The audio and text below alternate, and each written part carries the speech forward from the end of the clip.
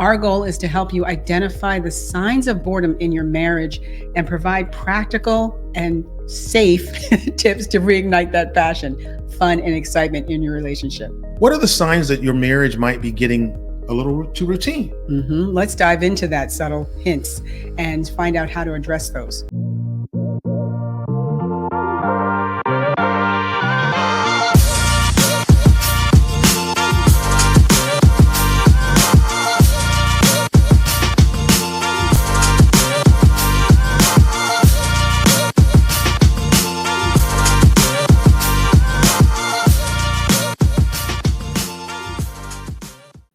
Hi, friends. Stephen and Kori here with Get It Together.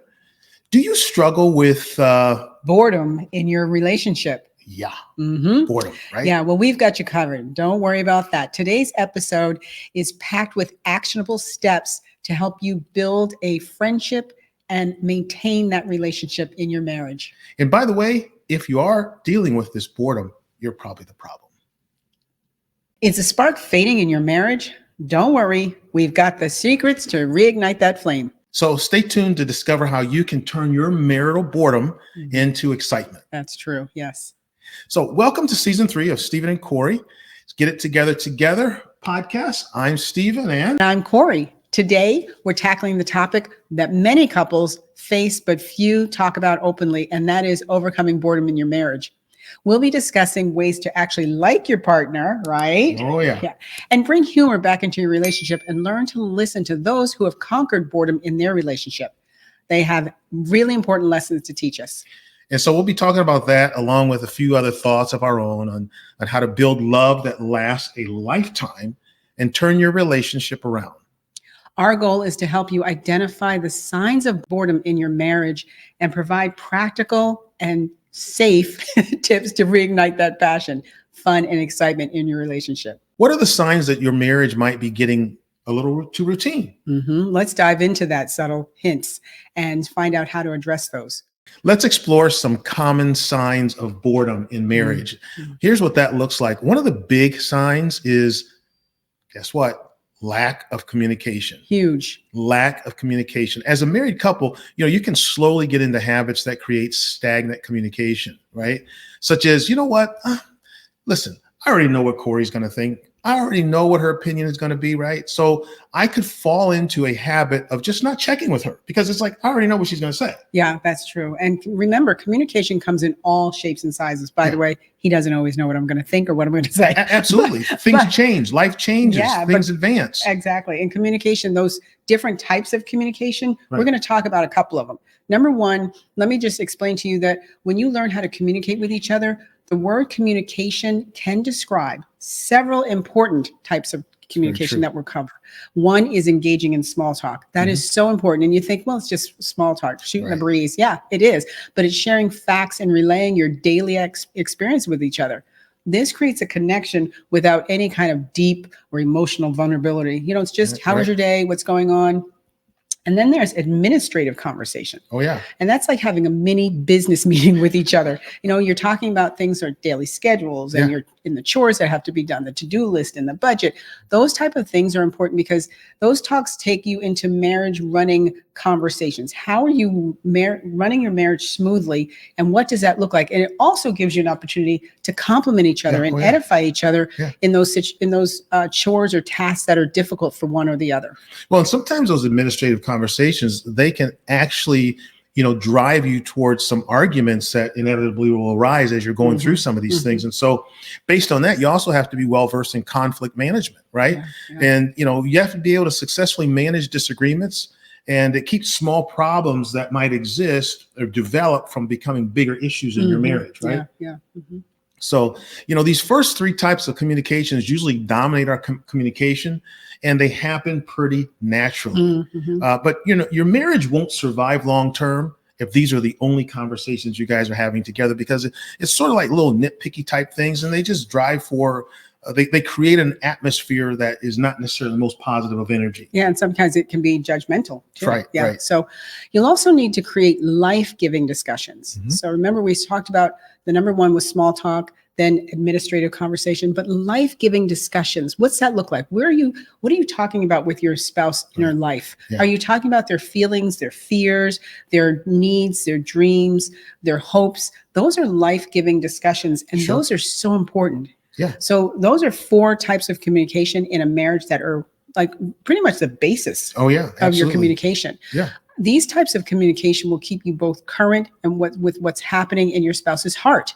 Yeah. You know, that life-giving discussion, it's almost like it gives life to your marriage. Right. Because you're coming together with your dreams, your hopes, your desires together. You know, one other thing is to remember to laugh, right? Yeah. You gotta have some humor. You know, we believe that humor is actually vital. Yes. It's vital to long-term success in marriage. For example, you know, what are some funny videos? Yeah. We early on in our marriage, we took videos of the kids, videos of ourselves. You know, sometimes you need to bring some of those things back out. That's true. That's true. And, you know, it's also, scripture says, a merry heart doeth good like a medicine. Right. A merry heart doeth good like a medicine. Yeah. You know, again, you need to know what makes your partner laugh. Mm-hmm. You need to know what makes your partner laugh, because there may be days your partner's had a tough day. All they really need is a good laugh. Mm-hmm. Yeah. And you can be the person to help them do that. That's true. Yes. Yeah, it could be. And you're thinking, well, funny is funny. No, not necessarily. Some people don't like slapstick, you know, and some people do like self-deprecating humor. I mean, they do. They just, they know how to make fun of themselves in a funny way. Sure. There's also deadpan or dark humor. A lot of people like dark humor or wordplay, you know, changing a word around just for the giggles of it. Right. So once you know what that is within your relationship and your partner, find that humor in movies, like you were saying, movies, books, literature, life events, and in each other, you know, go into each other and figuring out that's who he is, or that's who she is. And if I could interject as well, I mean, I think part of this whole issue is don't pick on your spouse. That's the most important. Remember, you said that was self-deprecating. Okay, so that's self, right? Not something about your spouse. Yes, your spouse. Exactly. So, Here's another one. Stop your boring routine activities. Just stop them, because it's up to you both to say, let's not do this today. Mm-hmm. Let's just go with the flow. Right. You know, why not? Why not go with the flow? That brings, again, the excitement. You know, we talked about just having a stifling relationship, or there's no more fire left. Ignite that flame with just going with the flow. Do things that are unique and different. I'm going to tell you a little story about Steven here. So Saturday, we were out walking the dog, and this is a couple of Saturdays ago. And we're out walking the dog around our lake. And we're walking around and we're talking about the chores that we have to do for the day and what's that going to look like. And, you know, when are we going to get those chores done so we can do something else? And it's quiet for a while we're walking. And all of a sudden, we're almost halfway through the walk. And Steven says, let's go to the beach today. And I'm like, what? Let's go to the beach. He goes, yeah, let's go to the beach. I said, what about the chores? He goes, just forget it. Let's just put the chairs in the car and let's go to the beach. Let's get the umbrella and go to the beach. I was like, well, okay, we can do that. And I'm going to tell you, it was the most relaxing and much needed escape we had. What she doesn't know is as we were walking together, we're kind of holding hands and that kind of thing. And I was just kind of thinking to myself as we were walking, it was a really beautiful day. And I was thinking, you know, what can I do just to really make her day even better? And I started thinking about, okay, what does she really love? And folks, she loves the beach. It is, in fact, her happy place. And I said, you know what? Nothing else really matters to me personally today than to do whatever I can do to make my wife's day even better. And so, again, it was one of those things that everything came together. That's another thing you have to keep in mind. Don't fight this. A lot of times, these things will come to you. All you have to do is take action on them and don't push it down. And that goes back to the servanthood. That's him serving me, serving something that I enjoy. Right. So look on your community calendar. Look for the events that are going on in your area and pick up something new to do together. Try it out, and it may bring lots of laughter to you. And if you don't like it, it may be bring some humor. Well, that one didn't work. Let's try something else. But just give it a try and expand your routine so you're not just stuck.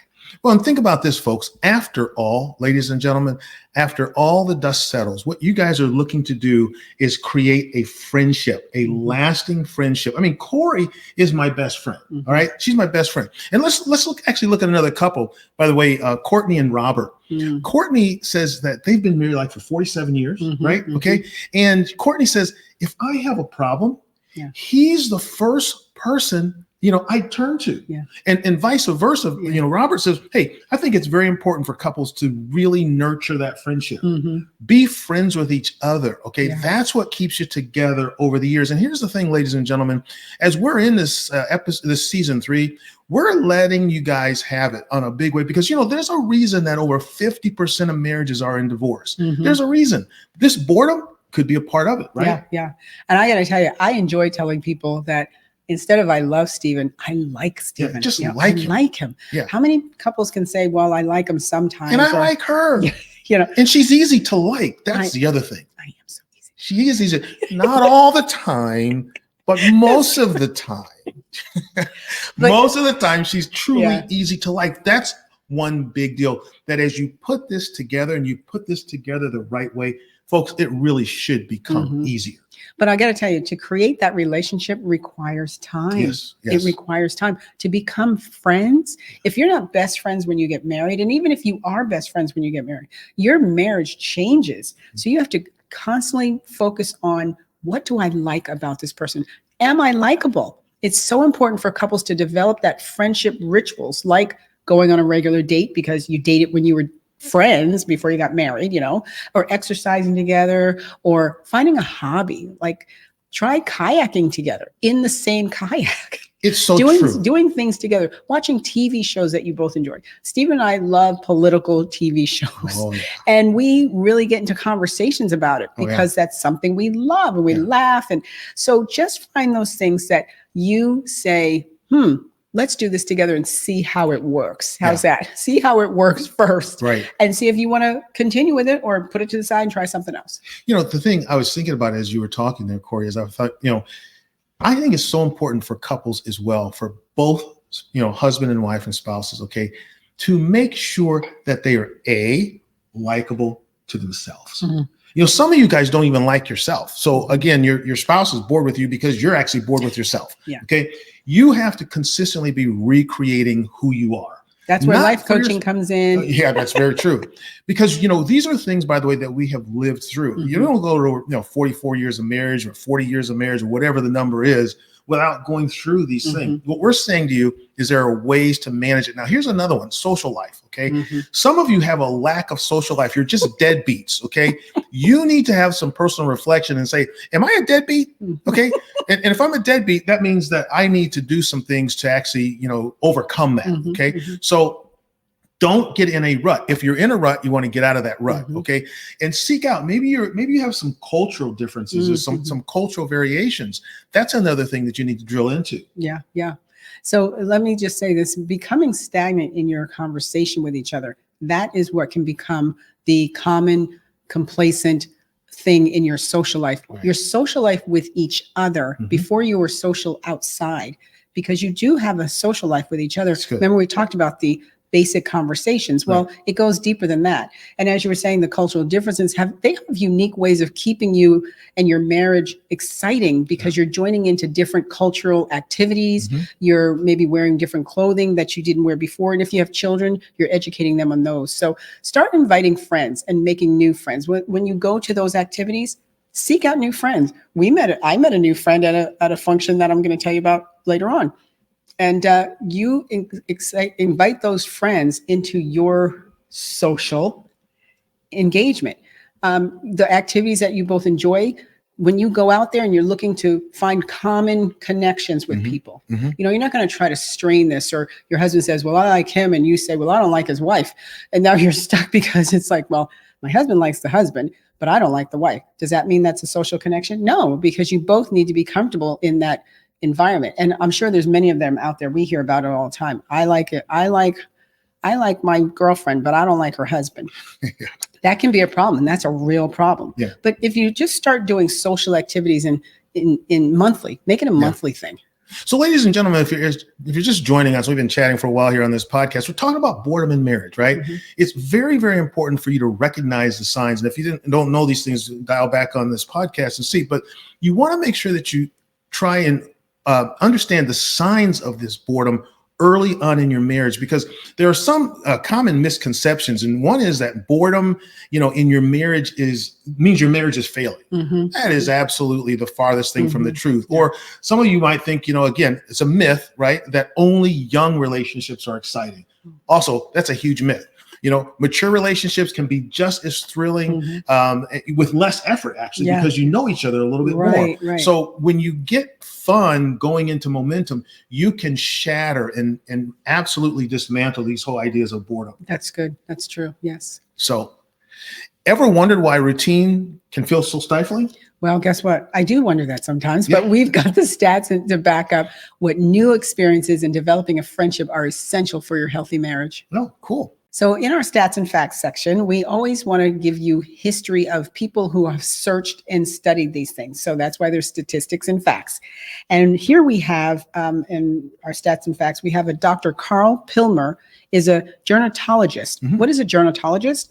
It is a study of social, psychological, and biological aspects of aging. Wow, what's he have to say? And he's the professor of human development at Cornell University. Okay. All right. He and his team interviewed more than 700 Americans, ranging in the age from 60 to 108. 108. I want to live to 108. For sure. Yes, about their views in love. Married for an average of 43 years, these couples weighed in on everything from how to find the right person to what keeps the spark love alive. So it's important to know that the study was deep. Pilmer published participants' answers in the book, 30 Lessons for Loving Advice from the Wisest Americans on Love, Relationships, and Marriage. Guess what the number one thing that you must learn how to do? Communicate. Communicate with each other. That was the number one thing. As we mentioned earlier, that is a strong key. It's almost like it's the foundation of everything in your marriage is the communication first. What's interesting is after all these years, even with you and talking with other couples, I'm of the mindset right now, folks, I don't think you can over communicate. No. I do not think it is possible to over communicate in your marriage. Now, here's something from, from Canada's National Bureau of Economic Research. Here's what they have to say, ladies and gentlemen. They compiled data in 2014 from several surveys, and they found that not only married people are happier than singles, but those that are married who are best friends. Now, what have we been talking about? That very issue. Those are the best friends also boasted the highest rates of happiness. That's pretty cool, right? Yeah. And the research summary states that well-being effects of marriage are about twice as large for those whose spouse is also their best friend. Again, saying essentially, when you're in a scenario where your spouse is your best friend, your well-being is way higher than those who are single. Not saying you have to have a spouse, but again, there is an added benefit and there's added value, right? Sure.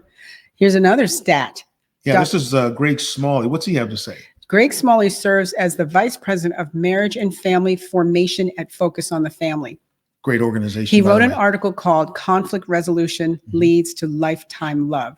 In the article, it reads, "It might seem counterintuitive, but your marriage needs conflict to flourish." Your marriage needs conflict to flourish. What do you talk about, a plane? Yeah, it's interesting. Conflict is like resistance, right? So what is one of the great things we do to get our bodies in shape? Resistance training. We literally put ourselves into conflict with a piece of metal or something heavier, right? Yeah. So you know what? Again, airplanes, they can't fly without gravity. So when that airplane is barreling down the runway, those engines are creating propulsion, which are pushing it forward rapidly, but then there's a drag on it by the wind. And so the gravity is holding it back. It presses against that to raise higher.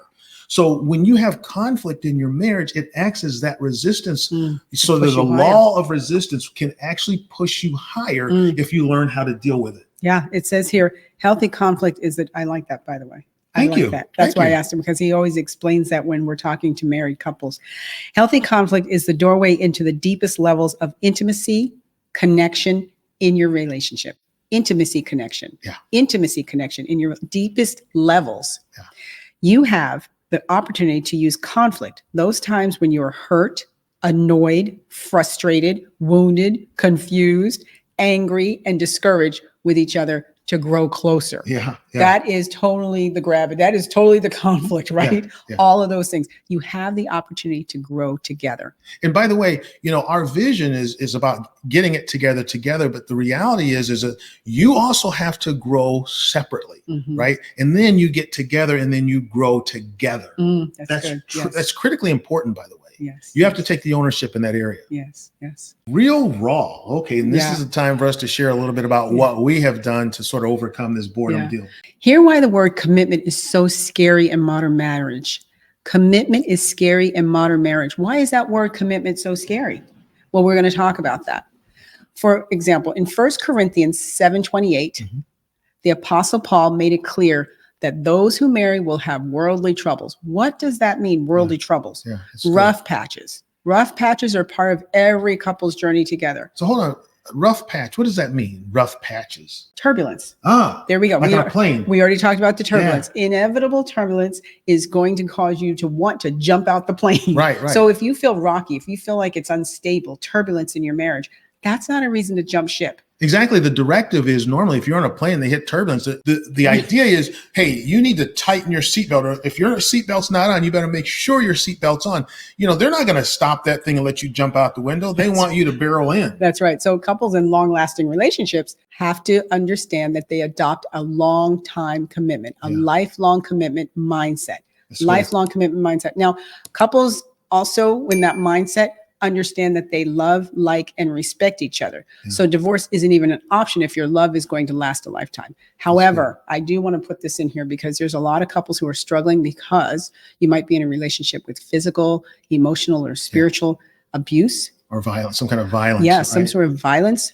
And if your life is in jeopardy, it does not align with your faith, or if your God is not part of your marriage, your God is not part of your marriage, he can't bless it. He can't bless it because he's nowhere to be found. You're not listening to him. He's there, but you're not listening to him. It's good. So if he's not allowed to move and grow your marriage into his plan, that's right. This is the reason why so many Christians divorce, because they're not listening to the Lord.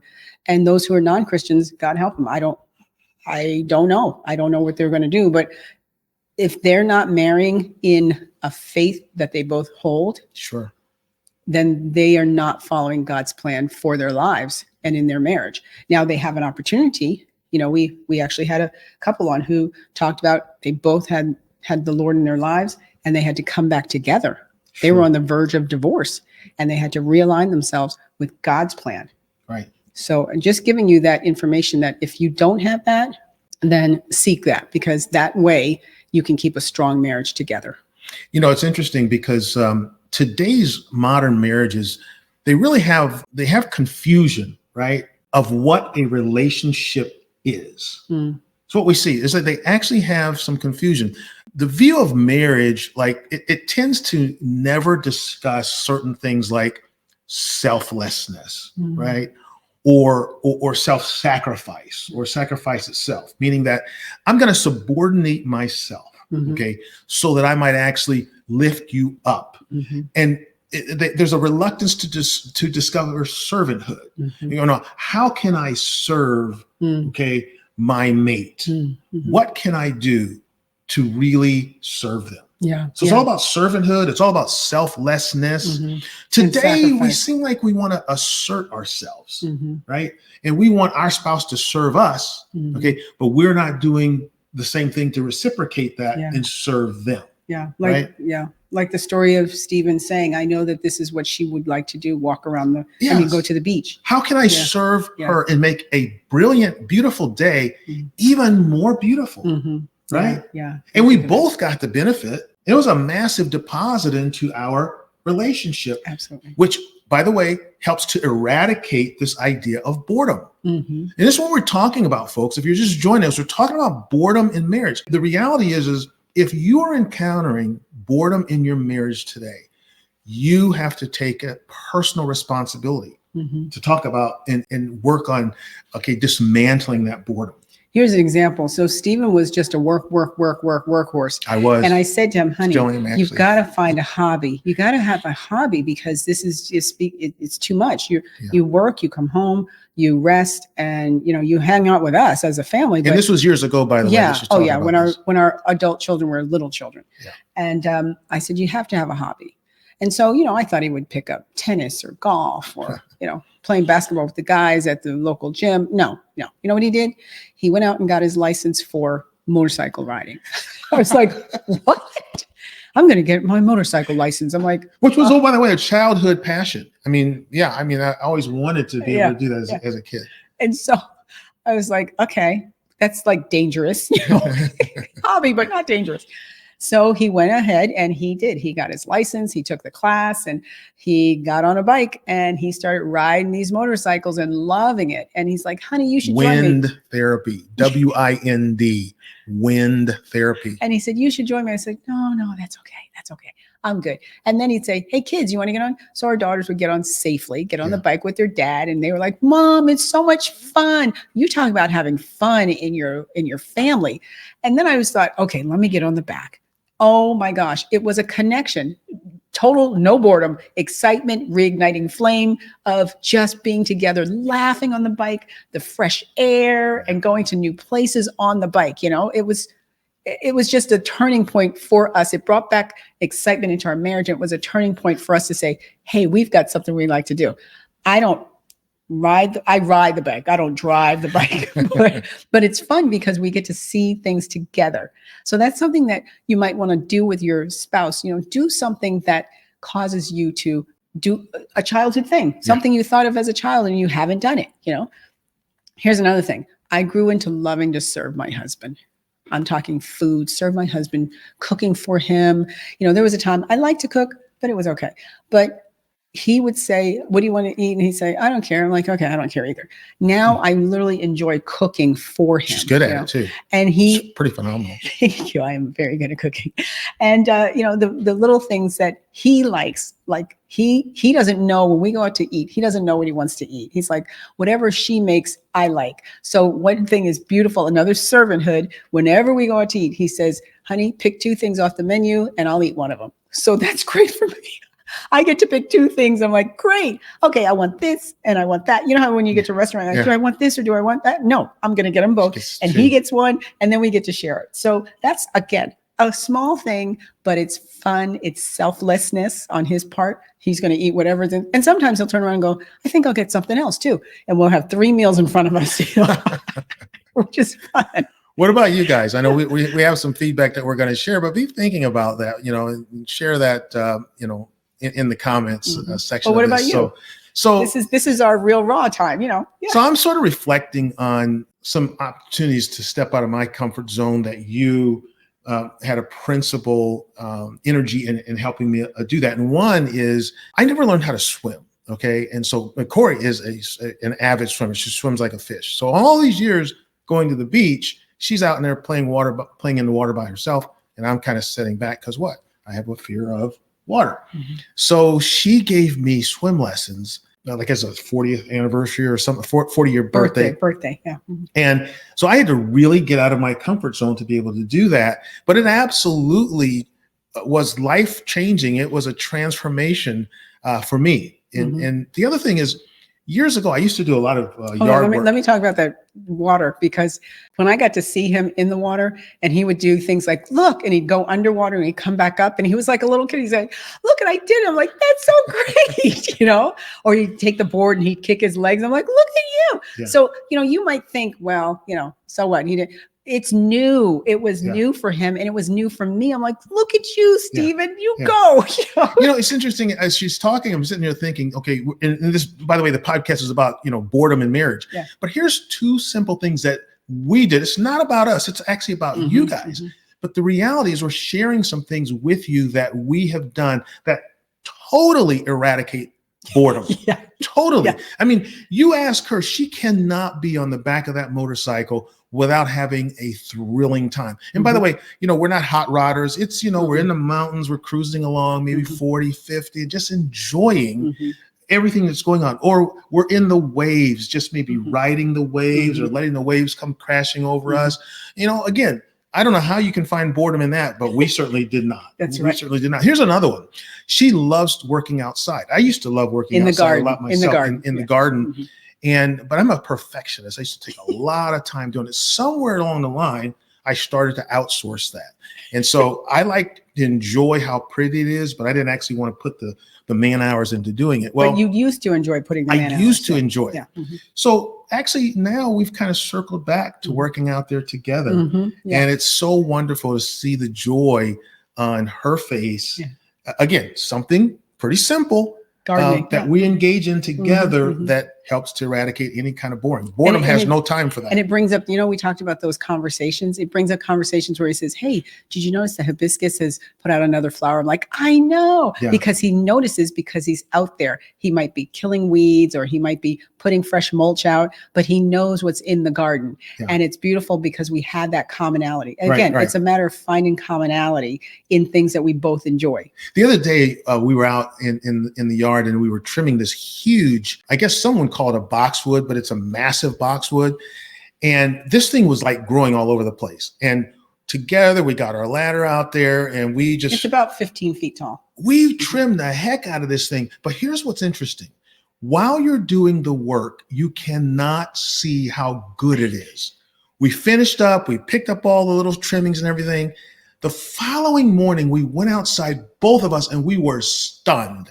We were blown away at how beautiful that thing looked. That's your marriage. When you learn how to eradicate boredom, and then you stand back and you look at your marriage and you say, oh my gosh, this is beautiful. We created this together. That's good. Right? I'm fired up. So we're going to give you a little bit of, we just shared with you how we do that. How we do that. And you can too, folks. Here's something that was a real life application for us that we didn't realize was happening. So, you have Mother's Day, Father's Day, birthday, anniversaries, all these things.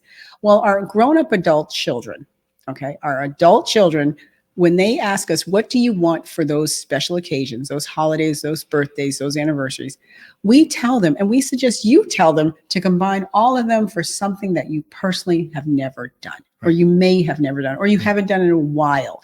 And ask them, I would love a ticket to this, or I would love to be able to go here, or I would love to, whatever that is, whatever it is, I would love to kayak. Maybe they rent a kayak for you for the day.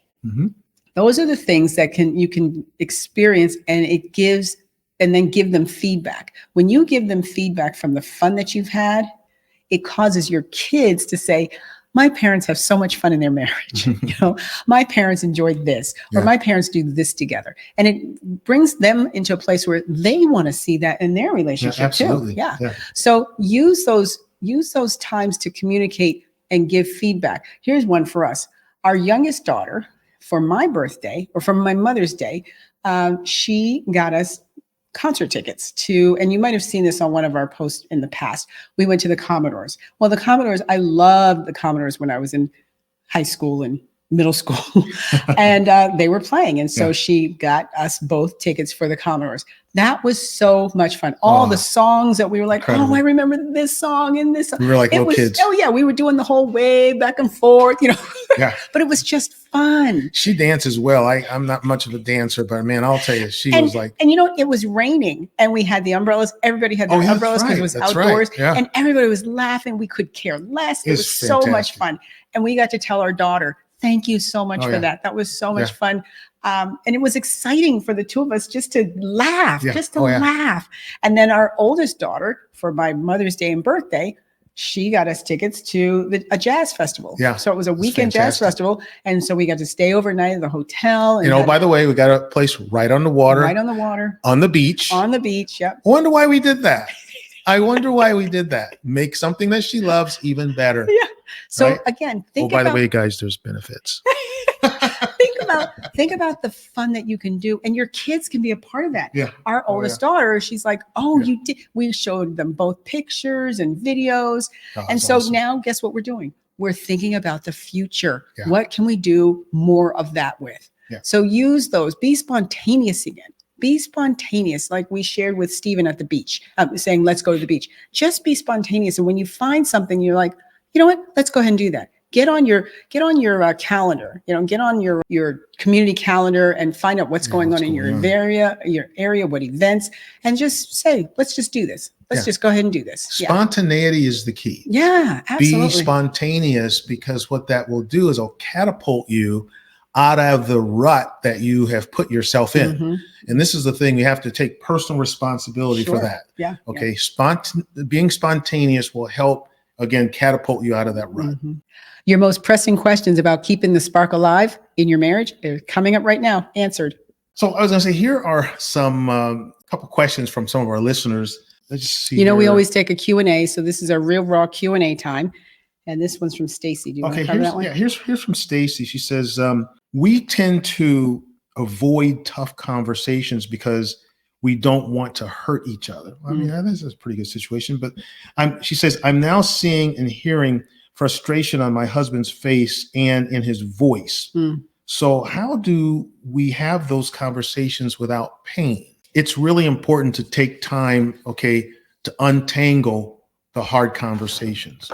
Yeah. You will have pain, but a relief of those pent up frustrations and feelings will actually coincide with that. Mm-hmm. So if you allow the little things to build up, you're just kind of creating a wall, invisible wall. It's an emotional wall. And you're going to build that wall so high to the point is that there's going to be something very simple that's going to explode the entire thing. Mm-hmm. So I think it's better to work through it, have the hard conversations, and then you will minimize the overall impact. That's good. Okay, so this next one, I'll take this one. This is from Juan and Marguerite. Mm-hmm. Marguerite. Hope I'm saying that right. I think it is. We are so caught up in our routines as a couple. Oh, so this is both of them. We are so caught up in our routine as a couple. How do we find the fun again? No, that's good. Yeah, that is good. It's easy to do, folks. It is. We just talked about that. Yeah. So one thing I would say is do things together, obviously, as a couple. Do things that you did as a kid, maybe with your friends or with your family members, and you haven't done it in a long time. Try new things. Here's something. Try cooking classes. I enjoy cooking. So maybe do cooking classes together if you enjoy that. If you guys yoga. Yoga. If you're artist, paint together. Take an art class together. Do something together. If you're wine connoisseurs, go to a winery. If you're outdoor people and you love to hike, go on a trail together. Go be part of a hiking club. There are clubs out there. Yeah. Whatever you do, integrate new activities into your relationship. That's the most important thing. We already talked about us, so I'm going to stay with you here, but you've heard those stories. So try a surprise date. Do a themed dinner, maybe a themed dinner in your home, or invite people over and have a themed dinner. Get together with other people. Sure. Do a movie marathon. You might have a movie that has different a series. Yeah, it's good. Do the movie marathon or do a surprise outing with each other. Something that stimulate your thoughts and your activity level. It's good. So I think that would work for them. Sure, absolutely. Yeah. So are you ready to bring excitement back into your marriage? Here's how you can join our community and get even more valuable resources. Yeah, like joining our Facebook group, Stronger Marriage Support Network, to connect with our other couples and share your experiences. Those are important relationships that are building. Also, subscribe and follow us. Like, subscribe, and comment on our YouTube channel, on our Rumble channel, on X, every form of social media accounts that we have, and also on Spotify. If you're listening on audio, if you're just listening, listen to us on Spotify and iHeartRadio. Again, we thank you for being with us today. I hope that we've really helped you overcome boredom in your marriage. Yes. And if you have any questions or comments, again, down below and on all those platforms we shared with you. So stay tuned for more insightful episodes this season. We'll see you on the next one. See you on the next one.